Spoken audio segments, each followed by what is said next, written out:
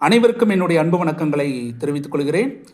10ஆம் வகுப்பில் கவிதை பேழைங்கிற பகுதியில் மேகங்கிற தலைப்பில் நாகூர் ரூமி ஒரு சிறந்த கவிதையை கொடுத்துருப்பாருங்க. இதில் வரக்கூடிய ஒரு மதிப்பெண் வினால மிக முக்கியமானது இன்றைய காணொளி பதிவு விளக்குகின்றது.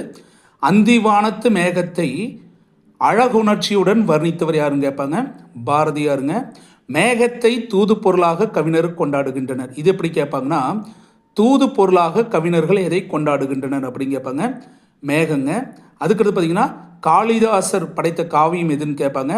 மேக சந்தேசம். இதை காளிதாசர் படைத்த கவிதைன்னு சொல்லுவாங்க. அதுக்கடுத்து அவர் எழுதிய நூல்கள் என்னென்னு பார்த்தீங்கன்னா, நதியின் கால்கள், 7வது சுவை, அதுக்கடுத்து சொல்லாத சொல், அதுக்கடுத்து பார்த்தீங்கன்னா கப்பலுக்கு போன மச்சான். இதையில எழுதுறது யாருன்னு கேட்பாங்க. நாகூர் ரூமி. கப்பலுக்கு போன மச்சான் என்ன வகையை சார்ந்து கேட்பாங்க.